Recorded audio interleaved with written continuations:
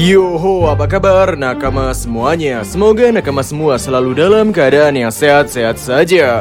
Pada chapter sebelumnya, kita telah mendapatkan 2 chapter yang isinya cukup padat, khususnya tentang Admiral Ryokugyu, Pluton, dan sang si membuli seorang Admiral Angkatan Laut Ryokugyu. Dan kali ini kita akan membicarakan kira-kira hal apa yang akan terjadi pada chapter selanjutnya. Baiklah, tanpa basa-basi lagi, langsung saja mari kita mulai. Langkah sang selanjutnya.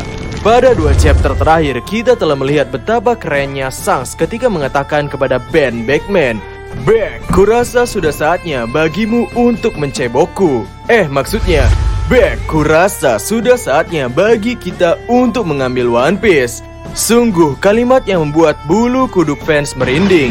Bahkan panel ini sampai masuk pada koran Jepang yang memberikan tentang One Piece yang mulai rilis kembali setelah libur selama 1 bulan.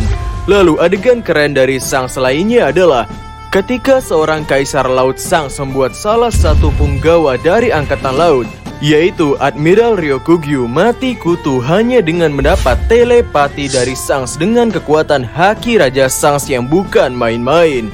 Dan setelah kejadian itu, kapal Sans terlihat meninggalkan lautan Wano Kuni. Pada chapter 1054, ketika Sans diajak oleh anak buahnya seperti Lakiro untuk menemui Luffy, dengan cukup mengejutkan Sans berkata bahwa ia tidak akan menemui Monkey D. Luffy, dan malah teringat tentang wilayahnya yang diganggu oleh bajak laut lain yang bernama Bartolomeo. Dan memang sih, hal yang dilakukan Sans ini cukuplah masuk akal bagi seorang bajak laut, di mana mereka pastinya tidak akan tinggal diam ketika wilayah kekuasaannya diganggu oleh bajak laut lain. Meski bajak laut itu mengaku sebagai bawahan dari bajak laut kenalan dekatnya di masa lalu. Jadi hal yang paling memungkinkan tentang langkah Sang selanjutnya adalah ia akan pergi langsung ke pulau tempat Bartolomeo berulah tanpa mampir-mampir dulu ke Indomaret atau Alfamaret. Sebenarnya dengan melakukan hal ini, Sans mulai merasa tersaingi dengan sosok Luffy sebagai seorang bajak laut memiliki anak buah yang berjumlah ribuan. Dan Sans terkesan tidak mau tinggal diam ketika wilayah kekuasaannya diobrak-abrik. Dan tentu saja, ketika hal ini dibiarkan, maka sama artinya bahwa Sans membiarkan wilayah kekuasaannya diambil alih oleh bajak laut Luffy. Selain Sans akan mengamankan wilayahnya yang sedang diganggu itu, ada juga kemungkinan dengan jatuhnya Kaisar Laut yaitu Big Mom dan Kaido, Sans akan pergi ke daerah-daerah kekuasaan Kaisar Laut yang telah tumbang lagi untuk memperluas daerah kekuasaan Sans, dan juga untuk menjadikan eksistensinya tetap tinggi di antara para Kaisar Laut yang ada saat ini. Dan sangat memungkinkan ketika Sans mulai mengajukan pengakuan hak cipta akan pulau-pulau yang ditinggalkan itu, Sans akan bertemu dengan bajak laut Kurohige yang mungkin melakukan hal yang sama. Selain dari hal-hal tadi, kemungkinan lain tentang langkah Sans selanjutnya adalah karena pada chapter 1054 Sans berani berkata untuk mengambil One Piece, mungkin kita boleh asumsikan bahwa Sans telah mengetahui cara pergi ke Pulau Laftel dan memiliki informasi mengenai keempat batu Road Poneglyph, yang mana saat ini kelompok topi jerami masih baru mendapatkan 3 batu Road Poneglyph. Ada kemungkinan bahwa Sans lah orang yang memiliki Road Poneglyph keempat.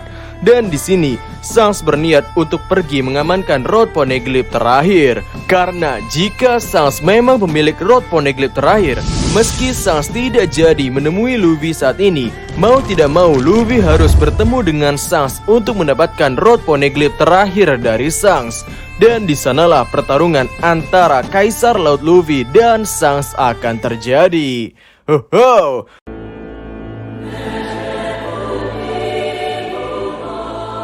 Amukan Im Sama. Pada 2 chapter terakhir, kita masih belum mendapatkan sorotan lagi dari kondisi Gorosei yang berada di Marijoa. Dan dengan hal yang terjadi saat ini, yakni Luffy berhasil mengalahkan Yonko Kaido, Luffy berhasil membangkitkan buah setan yang 800 tahun terakhir tidak pernah dibangkitkan, yakni sosok Dewa Matahari Nika. Dan bahkan visual sosok dari makhluk legenda Nika itu tersebar di seluruh dunia One Piece. Dan juga tentang nama Luffy yang tertera apa adanya pada harga buronannya, yakni Monkey D. Luffy.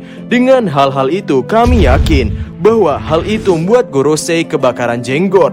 Dan mereka pun sepertinya takut pada apa yang akan dilakukan oleh Im Sama selanjutnya kepadanya, karena mereka telah gagal melaksanakan perintah yang diberikan oleh Im Sama, yakni untuk menghapuskan cahaya kehidupan dari Monkey D. Luffy. Ya, kami berharap bisa melihat sosok Im Sama sebagai orang tertinggi di sisi villain pada chapter-chapter selanjutnya. Luffy tidak akan mengambil Pluton. Hoho, saat ini senjata kuno Pluton sudah ada di depan mata kelompok topi jerami. Mereka tinggal melakukan sedikit aksi, yakni menghancurkan dinding Pulau Wano Kuni. Dan voila, senjata kuno Pluton ada di tangan kelompok topi jerami. Namun dari 1000 chapter lebih One Piece telah berjalan, kami melihat bahwa kelompok topi jerami, khususnya Luffy, terlihat tidak terlalu tertarik pada hal-hal yang disebut sebagai senjata kuno ini. Dari mulai ketika Robin yang dianggap memiliki pengetahuan tentang senjata kuno Pluton pada Ark Alabasta, lalu ketika Franky yang bahkan telah menggenggam blueprint dari senjata kuno Pluton itu, kita tidak melihat kelompok topi jerami yang ngebet ingin mengambil senjata kuno Pluton itu. Dan satu hal lagi, yakni ketika terungkapnya Shirahoshi yang ternyata ia adalah sosok putri duyung yang memiliki kekuatan salah satu senjata kuno, yakni Poseidon. Meski saat itu ia mengetahui informasi ini sepertinya hanyalah Nico Robin, namun sebagai kelompok topi jerami bisa dikatakan bahwa kelompok yang barbar ini tidak tertarik dengan yang namanya senjata kuno. Dan menurut kami, senjata kuno Pluton ini akan mendapatkan jatah layarnya ketika perang yang benar-benar dahsyat telah terjadi antara Luffy melawan pemerintah dunia yang saat ini sedang berkuasa. Dan orang yang akan menggunakannya pun bukanlah Monkey D. Luffy, namun Shogun Wano Kuni saat ini, yakni Baginda Shogun Mesum Momonosuke. Jadi, itulah hal-hal yang mungkin terjadi pada One Piece chapter 1056 dan seterusnya. Sebenarnya masih banyak hal yang ingin kami bicarakan, seperti tentang pasukan revolusioner yang saat ini sedang viral, tentang Bartolomeo Kuma dan menghilangnya Vivi. Namun kita cukupkan saja videonya sampai di sini. Jika nakama memiliki koreksi atas informasi yang kami sajikan atau memiliki pendapat lain, silakan tulis di kolom komentar di bawah. Jadi, kami Diskusope dan terima kasih banyak.